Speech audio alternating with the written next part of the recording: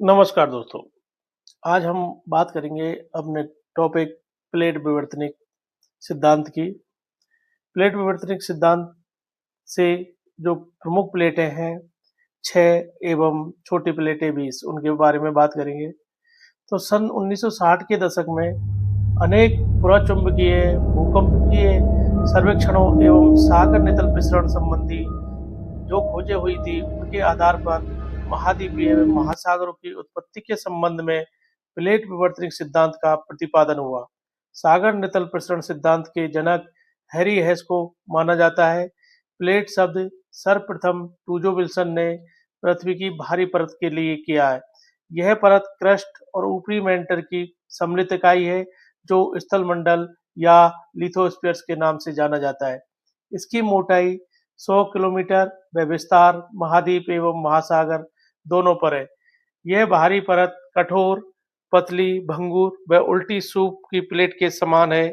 सिद्धांत के अनुसार समस्त स्थलमंडल 6 बड़ी व संभवतः 20 छोटी प्लेटों में विभक्त है, जो निर्मलता मंडल पर सतत रूप से एक दूसरे से संदर्भ में गतिशील होते हुए अभिसरित, अपसरित व रगड़ खाती है, जिससे भूकंप, ज्वालामुखी एवं गर्तजनिक जैसी विवर्तनिक क्रियाएं होती है। प्लेटों के इस संपूर्ण गतिक्रम को प्लेट विवर्तने कहा जाता है। प्रमुख प्लेटों की संख्या के बारे में विद्वान एकमत नहीं है, फिर भी मॉर्गन ने संपूर्ण स्थलमंडल को 6 बड़ी व 20 छोटी प्लेटों में विभाजित किया है, जिसमें प्रमुख बड़ी प्लेट है पहली इंडो ऑस्ट्रेलियाई प्लेट। इस प्लेट के अंतर्गत भारतीय उपमहाद्वीप व ऑस्ट्रेलिया की स्थलीय परपटी तथा हिंद महासागर एवं प्रशांत महासागर की दक्षिणी पश्चिमी महासागरीय परपटी को सम्मिलित किया जाता है। दूसरी है यूरेशियन प्लेट। यह एकमात्र ऐसी प्लेट है जो अधिकांशतः महाद्वीपीय परपटी से निर्मित है। यह प्लेट पश्चिम में मध्य अटलांटिक कटक, दक्षिण में आल्प्स हिमालय पर्वतीय क्रम एवं पूर्व में द्वीपीय चापों तक फैली हुई है। तीसरी प्लेट अफ्रीकी प्लेट। यह एक मिश्रित महाद्वीपीय व महासागरीय प्लेट है। इसका विस्तार पूर्व में भारतीय, दक्षिण में अटलांटिक और पश्चिम में मध्य अटलांटिक कटक व उत्तर में यूरेशियन प्लेट तक है। चौथी प्लेट अमेरिकन प्लेट। इसके अंतर्गत उत्तरी व दक्षिणी अमेरिका की महाद्वीपीय परपटी एवं पूर्व की ओर मध्य अटलांटिक कटक तक फैली महासागरीय परपटी सम्मिलित है। यह प्लेट अमेरिकी महाद्वीपों के पश्चिमी तट तक विस्तृत है एवं प्रशांत महासागरीय प्लेट से मिलती है। यह प्लेट एक इकाई के रूप में पश्चिम की ओर गतिमान है। इसके परिणाम स्वरूप अमेरिकी महाद्वीपों के पूर्वी किनारों पर कोई विवर्तनिक हलचलें नहीं होती है। नेक्स्ट प्रशांत प्लेट। पूर्वी प्रशांत कटक के पश्चिम की ओर संपूर्ण प्रशांत महासागर पर फैली यह एकमात्र ऐसी प्लेट है जो पूर्ण रूप से महासागरीय प्लेट से निर्मित है। Antarctic plate. अंटार्कटिक प्लेट का अधिकांश भाग हिम से आच्छादित है। यह प्लेट अंटार्कटिक महाद्वीप के चारों ओर मध्य महासागरीय तटों तक विस्तृत है। प्लेटों के प्रकार संरचना के आधार पर हम प्लेटों को 3 भागों में वर्गीकृत करते हैं। नंबर 1 महाद्वीपीय प्लेट। जिस प्लेट का संपूर्ण या अधिकांश भाग स्थलीय हो वह महाद्वीपीय प्लेट कहलाती है। दूसरा महासागरीय प्लेट। जिस प्लेट का संपूर्ण या अधिकांश भाग महासागरीय तली के अंतर्गत होता है वह महासागरीय प्लेट कहलाती है। 3 महासागरीय महाद्वीपीय प्लेट। जिस प्लेट पर महाद्वीप व महासागरीय तली दोनों का विस्तार होता है उसे महासागरीय महाद्वीपीय प्लेट कहते हैं। अब हम बात करते हैं प्लेट के किनारों की। भूगर्भिक सारी विवर्तनिक क्रियाएं इन प्लेटों के किनारों पर संपन्न होती है। ये प्लेट किनारे 3 प्रकार के होते हैं। नंबर 1 रचनात्मक प्लेट किनारा। इस किनारे के सारे 2 प्लेटों का अपसरण होता है, जिससे जो रिक्त स्थान बनता है उसमें मैग्मा बाहर निकलकर लावा के रूप में जमा होते रहने से वहां क्षेत्रीय विस्तार होता है, इसलिए इसे रचनात्मक किनारा कहते हैं। अटलांटिक कटक पर ऐसे पार्श्व मिलते हैं। विनाशात्मक किनारा।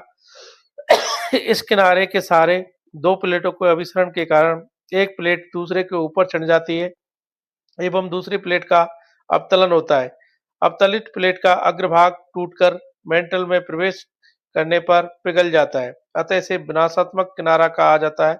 यह पिछला पदार्थ पुनः कमजोर भूपटल से बाहर निकलकर ज्वालामुखी एवं द्वितीय चाप को जन्म देता है।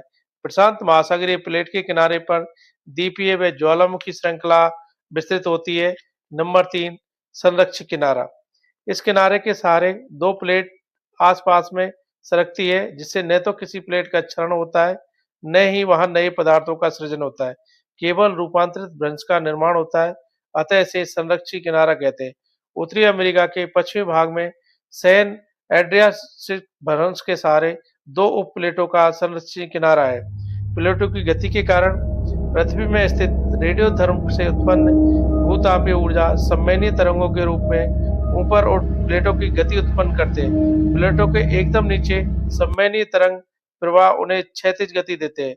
मध्य महासागरीय कटकों के बीच में भीतर से मैग्मा का ऊपर आना एवं अपसारी पार्श्व पर प्लेट का नीचे धंसकर मेंटल में पहुंचना सम्मेलन तरंगों की मुख्य गतिविधि है। प्लेटीय विवर्तन के साक्ष्य। नंबर 1, सागरीय निरंतर प्रसरण। अपसारी पार्श्व पर दो प्लेटों के विपरीत दिशा में प्रवाह से रिक्त स्थान बनते हैं। इन रिक्त स्थानों से नीचे से सम्मेलन क्रिया द्वारा मैग्मा ऊपर उठता है और एवं यह लावा के रूप में ऊपर जमा हो जाता है, जिससे नई सेलों की उत्पत्ति होती है। इस प्रक्रिया के निरंतर चलने से नई सेल परपटी बनने का क्रम चलता रहता है। परिणाम स्वरूप महासागरीय तली का विस्तार होता है। जैसे मध्य अटलांटिक कटकों के दोनों ओर लावा बाहर निकलकर नवीन परपटी का निर्माण करता है, जिससे अटलांटिक महासागर का फैलाव हो रहा है। महासागरीय तली के विस्तार से महाद्वीप एवं महासागरों की अस्तित्व की संकल्पना प्रमाणित होती है। दूसरा प्रमाण है महाद्वीपीय विस्थापन। पुराचुंबकीय के सागर तलीय प्रसारण से संबंधित नवीनतम खोजों से इस तथ्य को बल मिला है।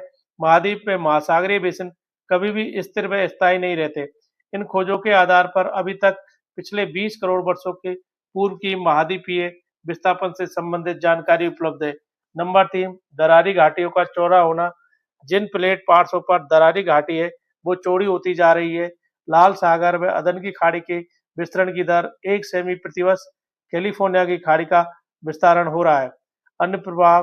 प्लेट विवर्तन के कारण अनेक अन्य प्रभाव भी पड़े, जिससे संबंधित हम बातें नेक्स्ट वीडियो में करेंगे। आप वीडियो को लाइक करें और सब्सक्राइब करें और इसको से ज़्यादा शेयर करें।